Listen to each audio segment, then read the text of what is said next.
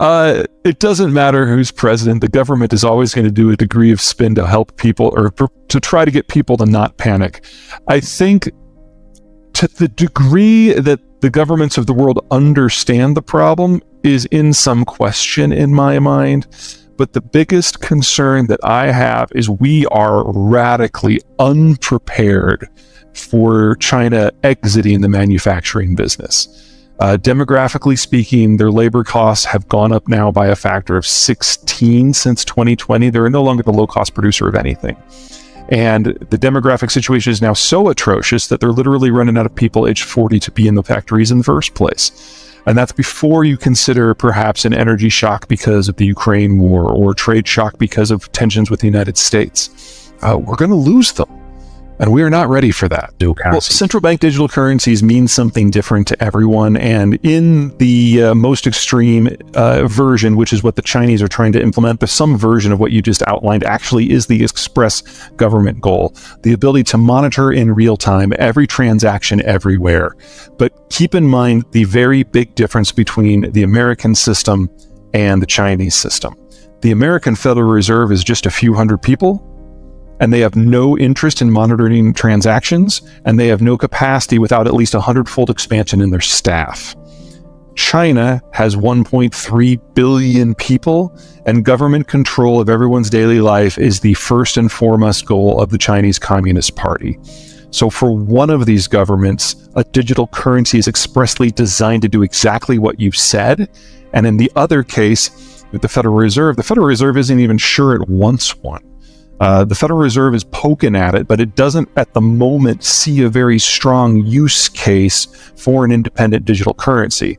Now, if you talk about a digital currency as what the Fed is actually doing, which is just basically making all transactions that want to be digital, and you use paper to cash as rarely as possible, and everything is cleared on your phone, then yes, the Federal Reserve is going that direction, but the United Kingdom is already there because the United Kingdom basically got rid of paper checks.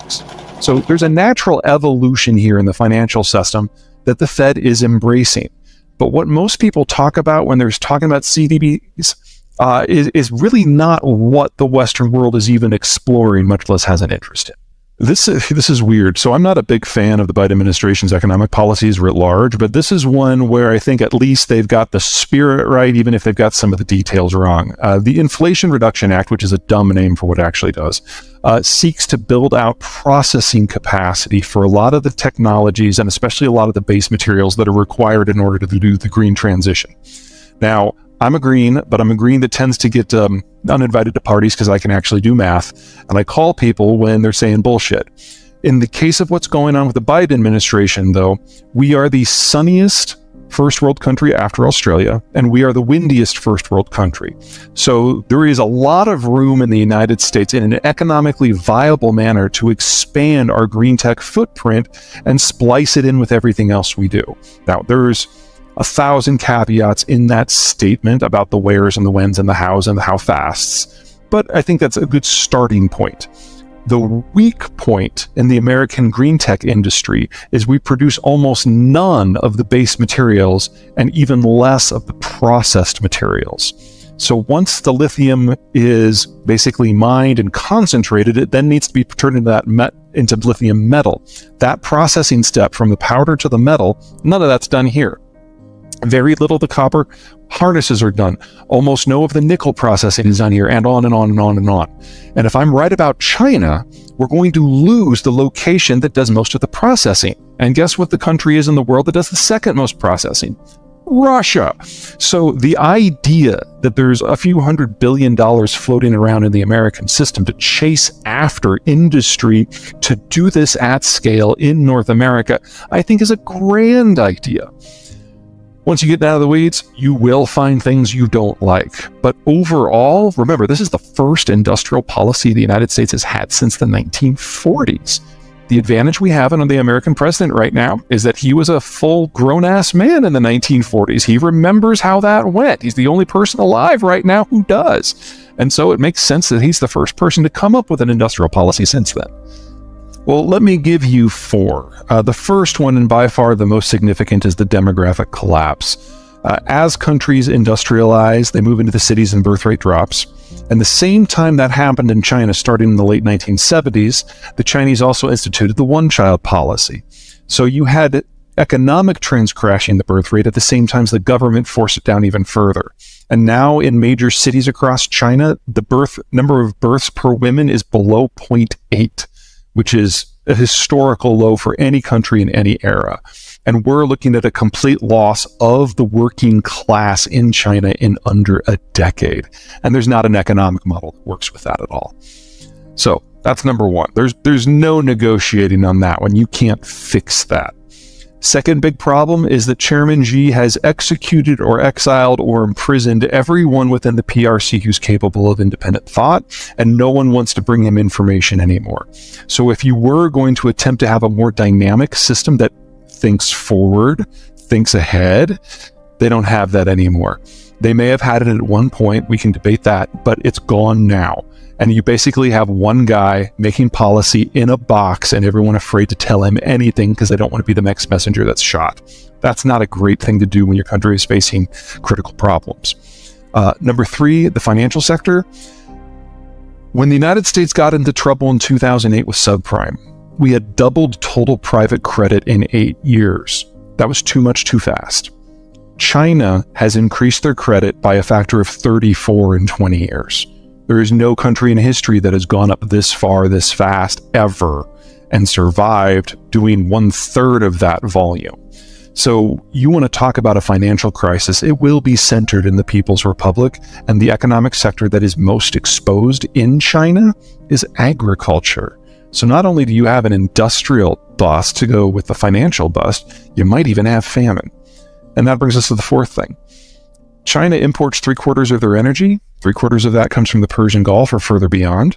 And they import over 3/4 of the inputs that are required for them to grow their own food. They are the country most dependent upon international trade simply to exist. And whether it's the Ukraine war or spat in the Persian Gulf, or the Americans going on the warpath, or simply internal political incompetence, which is now rising every day, this doesn't work, not in a non-globalized system. So China is going to flame out just as impressively as it flamed on. And we're all going to remember it for a good long time. Is that most Russian crude, about 70%, is produced in the permafrost.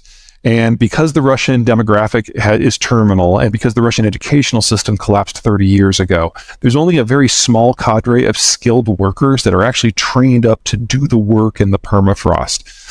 And they're on average in their late 50s now. So there's not a lot of them. They're literally dying out. And without Western tech and above all else, Western workers, the ability of the Russians to keep this stuff flowing is very much called into question. And that's before you consider war, sanctions, or boycotts, all of which are having their own impact. So we need to plan for a not too distant future when Russian crude exports just aren't there. Now, in that scenario, especially if it happens suddenly, we're going to have a significant price shock around the world. And then you have to look to Washington. Because in Washington, the American president has the authority to end oil exports with the stroke of a pen. It doesn't have to go to Congress. That authority was already granted back in 2015. And since Biden is the most economically populist president we've ever had, there is no way he is going to expose the American consumer, the American voter, to high and volatile global prices if he doesn't have to. So the question just isn't when will the Russian stuff go offline? It's how much American stuff goes on offline with it. And if the world loses American and Russian crude at the same time, you're probably looking at crude prices never dropping below 150 again. And you're probably looking at a captured price in North America where they never rise above 70 again. Probably. There's a lot of ifs and statements linked to that prediction. Well, any sector you're going to be able to find companies that are in problems. The one I am by far the most concerned about on a global basis is America's Apple. Starting with what's going on in the tech sector, the pace of technological advance is going to slow considerably. And if Apple can no longer release a new version every 6 months, that's obviously going to hit their bottom line. But more importantly, roughly 90% of the supply chain steps that go into the average iPhone touch the People's Republic of China in some way. Now, a lot of that is going to be more on the low value add and assembly, but that's not nothing either. And without the Chinese as part of the supply system, it's going to take Apple at least 5 years to rebuild that supply chain capacity in other parts of the world.